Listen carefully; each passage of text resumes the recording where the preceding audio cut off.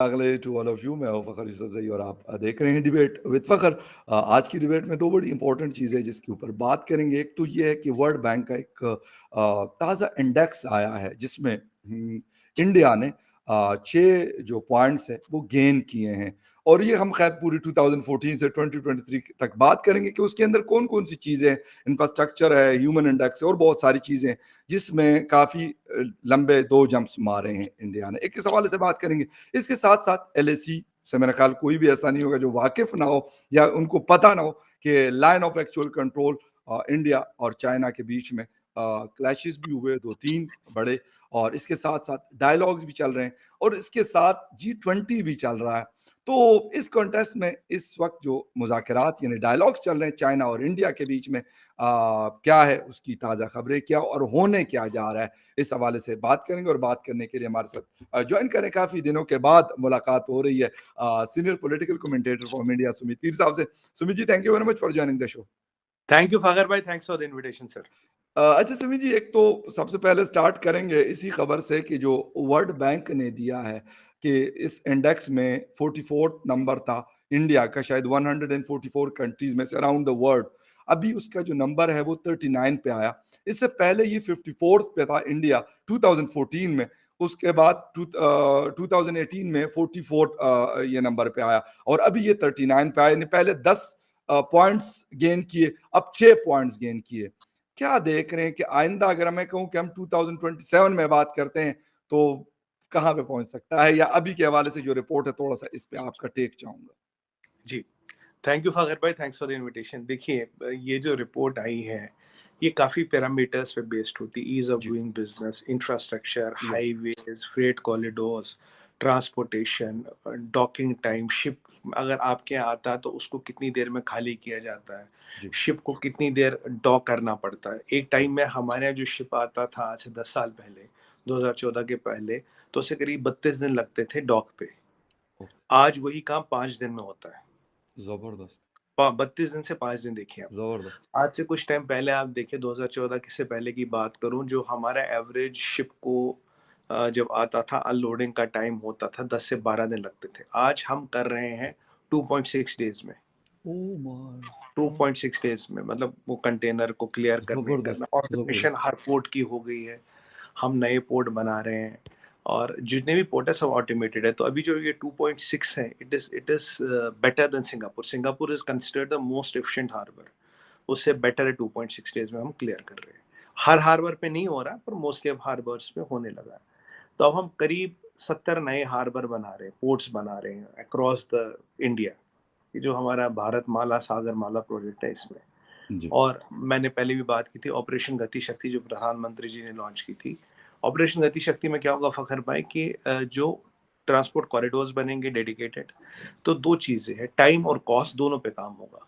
बिल्कुल। Time minimum, cost minimum. देखिए, अगर आपका शिप आपके हार्बर पे 32 दिन रहेगा तो उसका कॉस्ट तो है। शिप का बिल्कुल। हायरिंग चार्ज खर्चा बढ़ जाता है और यही बेशक। काम अब आप 5 दिनों में करते हो। तो आपने करीब-करीब 25-26 दिन का जो शिप कहीं और यूज़ होगा, प्रोडक्टिवली यूज़ होगा रादर बिल्कुल। देन हार्बर पे खड़ा होगा। बिल्कुल। जहाँ आप कार्गो को खाली करने में आपको 12 दिन लगते थे, आज 2.6 2.8 डेज़ में आप कर पा रहे हो।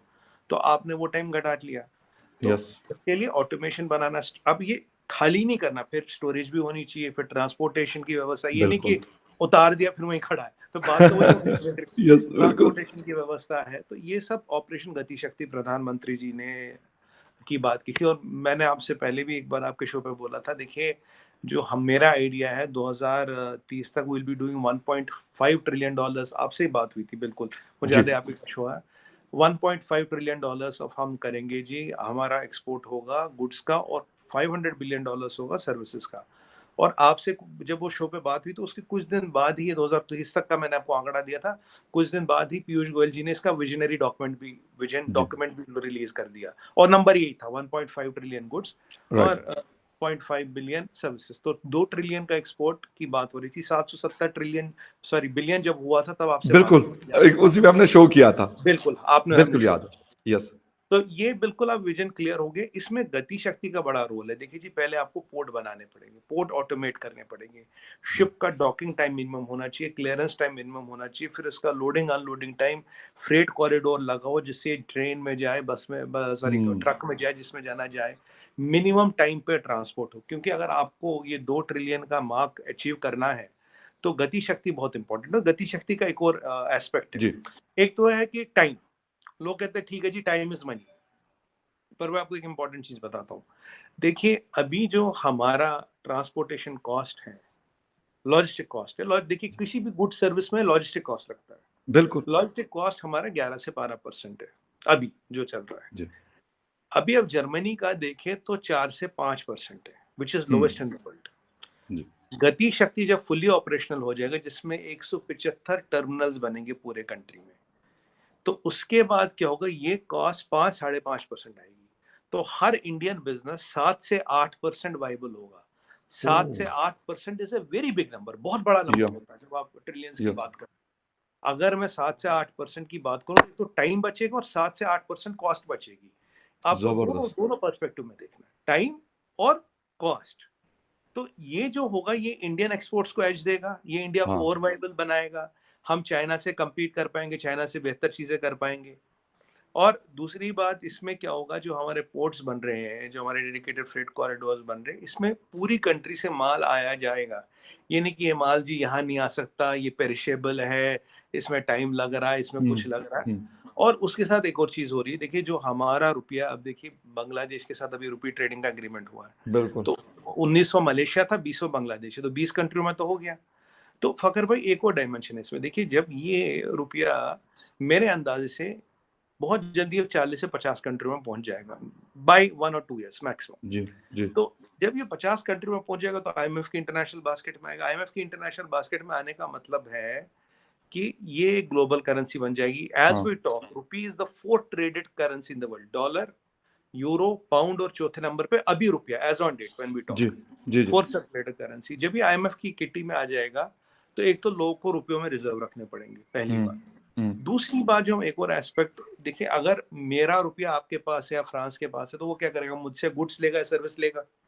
तो हमारा जो ये 2 ट्रिलियन का नंबर है और भी बढ़ सकता है, हाँ, क्योंकि वो हमसे ही लेगा ना इंडिया रुपए को लेके। इसका एक बिल्कुल। और डायमेंशन भी, जी, अगर भाई, अब मान लीजिए फ्रांस के पास रुपया, इटली के पास भी रुपया, वो आपस में भी तो रुपये में ट्रेडिंग कर सकते हैं। कर सकते हैं, बिल्कुल कर सकते हैं। तो बिल्कुल ये एक कर और सकते हैं। डायमेंशन खुलेगा, एक और राइट, डायमेंशन खुलेगा। जो डिडॉलराइजेशन हो रही है दुनिया में, ये बहुत बिल्कुल। अलार्मिंग पेस पे हो रही है। और ये जो कॉरिडोर बनेंगे, तो मेरा मेरा आइडिया ये है, और मेरा बहुत दिली ख्वाहिश ये है कि हम चाइना को पीछे छोड़ दें। और मुझे लगता है अगर ये सब चीजें हो गई, तो 2035-36 तक हम चाइना को भी पीछे छोड़ने की पूरी सलाहियत रखते हैं। वी हैव द अच्छा कैपेबिलिटी टू डू इट अच्छा जी। सुमित जी, एक तो ये बात आपने की रुपए ट्रेडिंग की कर रहे हैं आप लोग, इंफ्रास्ट्रक्चर के ऊपर काम कर रहे हैं, बिल्कुल इसमें कोई शक नहीं है। वर्ल्ड बैंक की ये रिपोर्ट मेरे ख़्याल काफ़ी है इस चीज़ के लिए, बिल्कुल इसमें कोई। अच्छा, दूसरी तरफ ब्रिक्स में हम सुन रहे हैं कि जी चाइना ये कोशिश कर रहा है कि योन के ज़रिए उनका बिज़नेस एस्टेब्लिश हो दुनिया के साथ। तो सर वो भी तो ट्राई मार रहा है, ऐसा तो नहीं है? उनकी भी एक बहुत बड़ी इकोनॉमी है, एक बहुत बड़ा इंफ्रास्ट्रक्चर है उनके पास, ये सारी चीज़ें हैं। और फिर एक चीज़ मैं और देख रहा हूँ जो आजकल बिल्कुल आपकी डी-डॉलराइज़ेशन की बात शायद साल पहले जब आपने की थी, तो मेरे लिए भी हैरान-कुन था।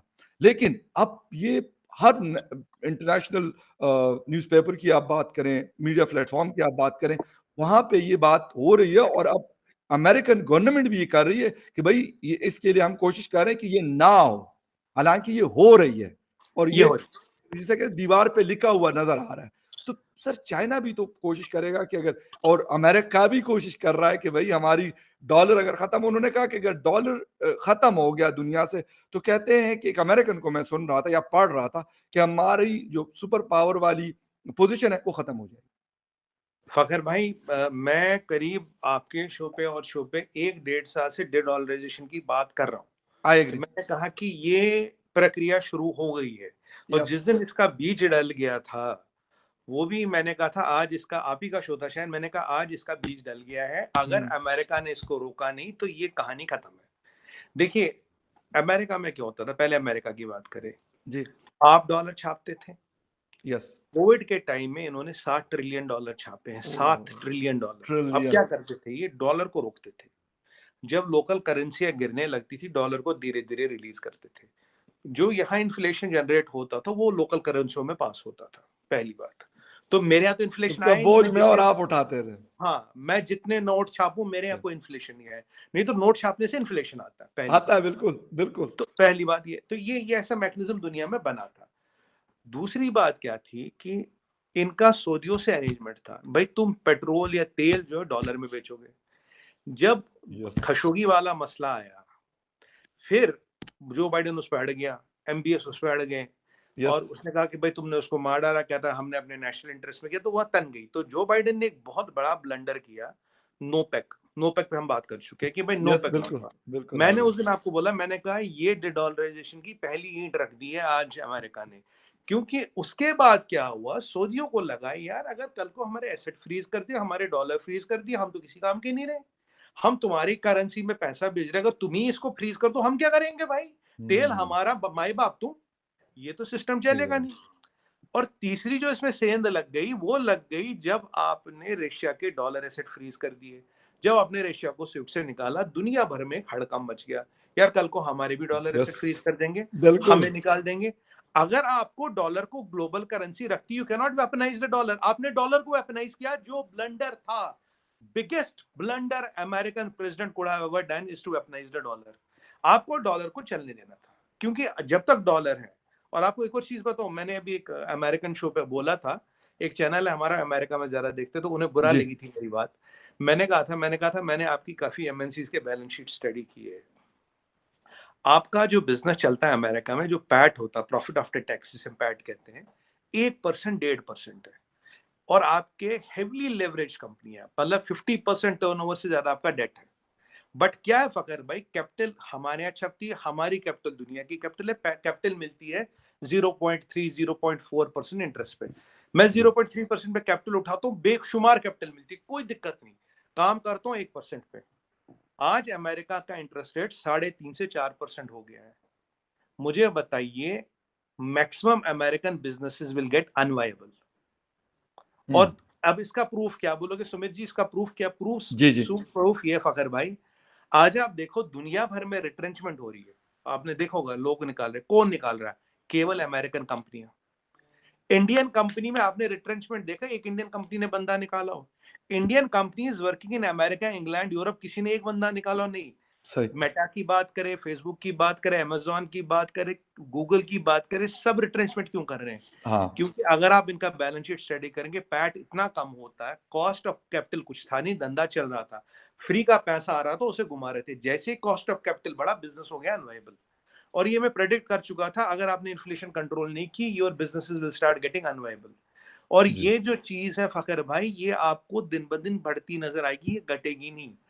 और मैं आपको अगर चीज बताऊं, ये वक्त की बात है, पूरा अफ्रीका इंडिया रुपी में ट्रेडिंग करने को तैयार हो जाएगा। हाँ, अभी जो मैक्रोन को जवाब दिया है युगांडा में, अभी जो कमला हैरिस को जवाब मिला है अफ्रीका में, आप रुझान समझिए, आप समझिए हवा कहाँ जा रही है। अगर ये 30 कंट्री अफ्रीका की आ गई, 50 तो ऐसे काम हो गया, तो डॉलराइजेशन तो लगभग लगभग पूरी हो गई। अमेरिका ने सबसे बड़ी ब्लंडर कर दी डॉलर को वेपनाइज करके। और आप बिल्कुल सही कह रहे हैं, जब तक डॉलर करेंसी है रिजर्व, तब तक वो सुपर पावर है। जिस दिन डॉलर करेंसी नहीं है, कोई सुपर पावर नहीं है। वो मिलिट्री सुपर पावर रहेगा, इकोनॉमिक सुपर पावर नहीं रहेगा। और बिल्कुल। आज की कहानी बताऊं, फॉर 34.1 ट्रिलियन डेट, उनका debt has cross the national savings. और हुँ, जो नंबर ऑफ इलीगल इमिग्रेंट्स है, they have cross the legal immigrants. 52.5% of the youth is on marijuana sir, ये ऑफिशियल नंबर बता रहा हूँ आपको। कोई परिस्थिति बहुत अच्छी नहीं है। जो बाइडेन के रहते हुए अमेरिका का जो नाश हुआ है, वो पूरा पूरा वाट लगा गया। जो आपके इमरान खान कर गया, वो यहाँ जो बाइडेन करेगा। पूरा दोनों भाइयों ने सेम काम किया है, सेम काम किया। और साथ में यूरोप की वाट लगा दी, यूरोप की बलि चढ़ा दी। बिल्कुल, ये जो रशियन यूक्रेन बिल्कुल, वॉर में अगर कोई मरा है, अगर किसी का घर जला है, वो यूरोप का जला है। बिल्कुल, जर्मनी का इकोनॉमिक आउटलुक -0.1, यूके का बिल्कुल, -0.3। आप मुझे बताइए, अगर उनमें दिमाग हो, उन्हें मिला क्या इस लड़ाई से? 20 साल पीछे चले गए। बिल्कुल। और डिडॉलराइजेशन के लिए हमने किसी का, देखिए, हमने किसी पे हमला करके डिडॉलरेशन नहीं की, आपने रास्ता एग्ज़ैक्टली, खोला, हमने चला यस। दिया। रास्ता आपने खोला, हमने आपकी दीवार नहीं तोड़ी। आपने रास्ता खोला, बिल्कुल, हमने बिल्कुल, किया, सीधी-सी बात है। बिल्कुल। अब अब आप चाइना की बात आपने पूछा, देखिए चाइना के लेटेस्ट आपको बताऊँ। चाइना का cumulative debt $53 trillion, $53 trillion. Okay. China की 60% प्रोविंसेस का जो डेट है that is more than 45% of the GDP. Official number release हुआ 2-4 दिन पहले। जी। ये मैंने काफी डिबेटों में भी जी, जी। बोला। तीसरी बात, फखर भाई पिछले 30 सालों से युआन आर्टिफिशियली कंट्रोल्ड है। चाइना का इतना डेट क्यों? युआन आर्टिफिशियली कंट्रोल्ड है। युआन का साथ पिछले 20-30 सालों से डॉलर से रेट वो करेंसी बदल ही नहीं रही है, क्योंकि हुँ, चाइना इसको आर्टिफिशियली कंट्रोल कर रहा है। जी। युआन अभी चाइना केवल 2 कंट्रियों में यूज कर रहा है, वो भी सीक्रेट है, कहता हम बताते नहीं। जी जिनपिंग की मंशा थी कि डिजिटल युआन आए और डॉलर को रिप्लेस करे। पर हुँ, इससे पहले कि अंकल जी जिनपिंग जागते और काम कर पाते, दिक्कत उनकी क्या है? दिक्कत उनकी है yuan is artificially controlled. $53 trillion का डेट है, वो नहीं कर पाएंगे। हमारा डेट कितना है? $2.28 ट्रिलियन। फॉरेन एक्सचेंज डेट कितना है? $600 बिलियन। कुछ भी नहीं होता, उससे ज्यादा तुम्हारे पास फॉरेन एक्सचेंज रिजर्व है।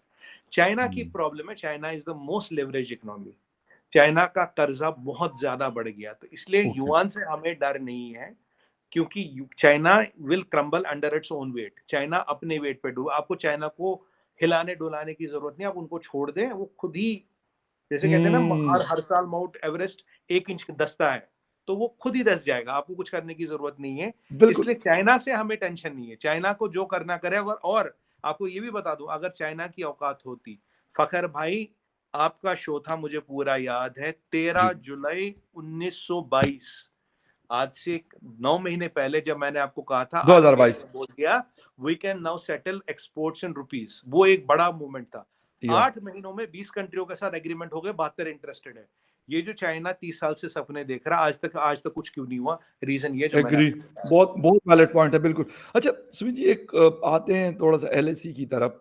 डायलॉग्स भी चल रहे हैं, दूसरी तरफ जी20 भी है, बड़ा एससीओ, सॉरी जी20 मैं कह रहा हूँ, जी20 भी और एससीओ भी है।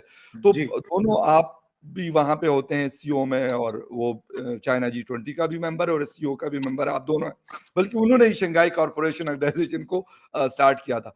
तो सर हो क्या रहा है अभी, क्योंकि बीच में से अक्सर हम सुनते हैं जयशंकर साहब से, राजनाथ सिंह साहब से, कि हालात अच्छे नहीं हैं एलएसी के जी ऊपर, लेकिन जी। बात हो रही है। तो बेहतर हो रहे हैं या खराब हो रहे हैं, क्या हो रहा है? देखिए फखर भाई, पहले मैं आपको एक इम्पोर्टेंट चीज बता दूं। जी, जी। आज ब्रिक्स में जो हम पहले बात करते थे जी, उसी जी। में है। जी, जी। आज ब्रिक्स में समिट शुरू नहीं हुआ, 19 कंट्रियों की मेंबरशिप की रिक्वेस्ट आई, including Saudi Arabia, Iran, Bahrain. 19 कंट्रियां, जी। राइट? अगर आप 19 कंट्रियों को स्टडी करें, एक चीज मैं आपको बता दूं कि लोगों ने नोट नहीं की होगी, 19 कंट्रियों में जी। एक्सेप्ट मेक्सिको, डॉक्टर जयशंकर पिछले साल हर कंट्री में हुआ है। पिछले एक साल का डॉक्टर जयशंकर का टूर निकालिए, हर कंट्री में ज़बरदस्त। हो आए हैं। तो 19 country are interested to join BRICS. अच्छा, BRICS will be dominated by India, उसमें कोई डाउट नहीं है, BRICS will be dominated by, और इंडिया को देख के लोग आ रहे हैं। ब्रिक्स का बैंक वर्ल्ड बैंक के आसपास आ रहा है इमदाद देने में, मतलब जी, स्टैचर में। पहली बात तो ये है। और BRICS is a nation, BRICS developing economies का एक एसोसिएशन है। जी। ये तो हो गया ब्रिक्स में, बहुत अच्छी खबर है। और मतलब Iran, Saudi Arabia, Mexico, Argentina, Thailand, काफी हर जगह से 19 एप्लीकेशन आई है, विच इज वेरी गुड। तो या ये डिडॉलराइजेशन की एक और कड़ी हो रही है, ये मतलब एक और, आप समझिए कि एक और बिल्कुल चीज स्टेप है। आगे स्टेप है। तो अमेरिका को वाकई परेशान होना चाहिए, बिकॉज अमेरिका का इंफ्रास्ट्रक्चर पुराना, $20 ट्रिलियन चाहिए हर साल, $2 ट्रिलियन लगाने हैं। परिस्थिति अच्छी नहीं है, मतलब अगर मैं छोटा मुंह बड़ी बात, पर परिस्थिति अच्छी नहीं, जितनी मुझे इकोनॉमिक्स हुँ, समझ आती है, और बिल्कुल इकोनॉमिक्स ठीक। मुझे थोड़ी ठीक समझ आती है। जी, अब ये आपके दूसरे सवाल पे है। अब फखर भाई देखिए क्या है, इंडिया ने, मतलब कल परसों बात हुई थी और चिशूल में, इंडिया ने बिल्कुल वाजे कर दिया, बोला भैया आपने सिपाही हटा दो जहां 2 साल पहले थे, तब तक स्थिति ऐसी रहेगी, कुछ नहीं बदलेगा। स्थिति हम कह रहे हैं वोलेटाइल है। वोलेटाइल है मतलब जो कभी भी खराब हो सकती है। अब ये बातचीत क्या हम इसलिए कर रहे हैं ताकि मिलिट्रियों के बीच कोऑर्डिनेशन रहे, चीजें सुधर जाए। हम तो चाहते चीजें सुधर जाए। हमने उनको बोला, सिंपल बोला अब की बार। देखिए जो 2 फ्रिक्शन पॉइंट्स है उनकी हम बात नहीं कर रहे हैं, स्ट्रेटजी में चेंज है। जी, हम कह रहे हैं भैया जहां 2 साल पहले फौज थी अपनी वहां ले जाओ, हम अपनी ले जाएंगे जहां 2 साल पहले थी। आप अपने घर खुश, हम अपने घर खुश, कोई मसला मसाला नहीं है, कोई जी। फ्रिक्शन पॉइंट वगैरह की बात नहीं। अगर नहीं करोगे तो जो स्थिति है ऐसी बनी रहेगी। हम पीछे-पीछे नहीं जा रहे, स्थिति ऐसी बनेगी, स्थिति वोलेटाइल है। डॉक्टर जयशंकर साहब बिल्कुल ठीक कहते हैं, राजनाथ सिंह जी बिल्कुल ठीक कहते हैं, सिचुएशन इज़ वोलेटाइल, इसमें कोई दो राय नहीं है। क्योंकि देखिए चाइना की इकोनॉमी के क्रैक्स दिखने लगे हैं अब। ये दिखने लगे। ये यस, पहले यस। 2 साल पहले मैं छुपे कहता हुए था, थे। लोग लोग कहते थे यार पता नहीं क्या कहता, पता नहीं क्या कुछ लगा के आया हुँ, है, क्या कर रहा है। पर हुँ, आज बिल्कुल। इकोनॉमी के क्रैक्स दिख रहे हैं। ये अब मैं नहीं कह रहा, अब ये दिख रहे हैं, सबको दिख रहे हैं। तो अब चाइना पे प्रेशर बढ़ता जा रहा है। चाइना इतना मिलिट्री एडवेंचर सस्टेन नहीं कर पाएगा, चाइना की इकोनॉमी की हालत खराब है, they have to look into their economy first. और हुँ, फ़खर भाई एक चीज़ दुनिया नहीं समझ रही है, अल्टीमेटली चाइना चलता कहाँ से है? चाइना के पास माल कहाँ से आता है? अमेरिका से। जितना अमेरिका डूबेगा, चाइना तो उतना प्रोपोर्शनली डूबेगा। ये तो ओके। कोई नहीं समझ बिल्कुल, रहा ना। बिल्कुल सही कह रहे हैं, बिल्कुल सही कह रहे हैं। ये चीज़ें सबसे लोग भूल ज़्यादा जाते हैं, बिज़नेस ही हमें उनके कहते साथ करता है। चलते हैं उनसे उन पे एग्ज़ैक्टली। $600 बिलियन का ट्रेड डेफिसिट तो अमेरिका के साथ है ना। हुँ, आप देखिए अगर अमेरिका के साथ ट्रेडिंग रुक जाती है, 2-3 ट्रिलियन डॉलर का झटका चाइनीज़ इकोनॉमी नहीं सह सकती। क्योंकि नहीं जितना सर, अमेरिका नीचे जाएगा, उतना चाइना की इकोनॉमी ऑटोमैटिकली नीचे जाएगी। ये लिंक्ड है, फाइन। ये बिल्कुल लिंक्ड है। ठीक, तो बिल्कुल सही। ये एस्पेक्ट भी लोग भूल रहे हैं कि अमेरिका का नीचे जाना, चाइना का नीचे जाना डायरेक्टली प्रोपोर्शनल है। ये एक इम्पोर्टेंट एस्पेक्ट है। तो हम तो सिचुएशन तो वोलेटाइल है ही। और चाइना में आप जानते हैं एक आदमी की हुकूमत चलती है। अब उस जी, आदमी के दिमाग में क्या है, दद्दी मरहूम सपने में आके क्या बोले, दद्दू मरहूम आके क्या बोले और वो कल को सुबह क्या करे, किसी को नहीं पता। किसी को नहीं पता। बिल्कुल सही। वो ताइवान में कुछ कर ले, वो गलवान में कुछ कर ले, वो अरुणाचल में या कुछ कहीं कर और ले, कर ले। तवांग में कुछ कर ले, कुछ भी कर सकता है। इसीलिए बिल्कुल हम सही। कहते हैं सिचुएशन वोलेटाइल है। हम पाकिस्तान के साथ नहीं कहते सिचुएशन वोलेटाइल है, नहीं यस, कहते। नहीं बिल्कुल। कहते। देखिए हमने पाकिस्तान के साथ कभी नहीं कहा, आई हम एग्री विद चाइना यू। के साथ कहते हैं। क्यों? एग्ज़ैक्टली। पाकिस्तान में यार एक गवर्नमेंट है, मिलिट्री है, एस्टेब्लिशमेंट है, कोर्ट है, ये है, 15 लोगों का मशवरा तो होगा, कहीं एक कम से कम सिस्टम तो बिल्कुल हो है। सकता है। यस, यहाँ तो यस। एक आदमी है, एक आदमी जिसके पास पूरी बिल्कुल। पावर, कुछ भी कर एग्ज़ैक्टली। सकता है। इसीलिए बिल्कुल। Situation is volatile. It is not because of the military buildup, because the decision making is with one single person who, in my opinion, is crazy. वो बिल्कुल, कुछ भी कर बिल्कुल। सकता है और उस पर जितना प्रेशर बढ़ेगा, उतना वो फ्रस्ट्रेट होगा। वो कुछ भी और कर उस सकता है। फ्रस्ट्रेशन में क्या हमाकत कर ले, कुछ नहीं हाँ, पता। कुछ बिल्कुल नहीं। आपकी ये बात ये situation is volatile sir. I completely agree with doctor Jaishankar and Rajnath Singh ji. Situation is world. इसलिए हमने क्या कहा, हमारी स्ट्रेटजी जी, देखिए, बाई फोर्स 2 साल पीछे की पोजीशन पे लो, हम भी लेंगे।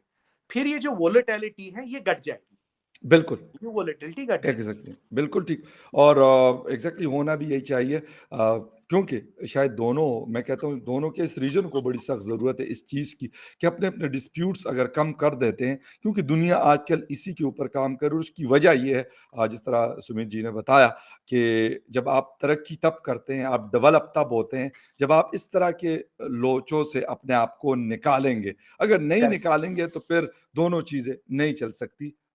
इसी वजह से ये बहुत ज़रूरी है, एलएसी हो, एलओसी हो, पाकिस्तान-अफ़गानिस्तान डिस्प्यूट हो, ईरान-सऊदी अरेबिया डिस्प्यूट हो, पाकिस्तान-ईरान मसला हो, पाकिस्तान-इंडिया मसला हो, इसके ऊपर एक ही इसका हल है और वो ये है कि थोड़े से बैक फुट पे जाना पड़ेगा सबको अपने-अपने। और वो शायद वो ये कहते हैं कि ये हमारे इंटरेस्ट के खिलाफ है। मैं कहता हूँ ये आपके इंटरेस्ट के खिलाफ नहीं, आपके इंटरेस्ट के फेवर में है ये। अगर आप बिल्कुल थोड़ा-सा सही कह रहे बैक फुट पे जाते हैं, तो आपको लॉन्ग टर्म पे जो उससे फ़ायदा होगा, शायद वो इससे कहीं ज़्यादा होगा जो अभी आप नुकसान समझ रहे हैं। तो सुमित जी आपका बहुत-बहुत शुक्रिया। Thank you very much once again.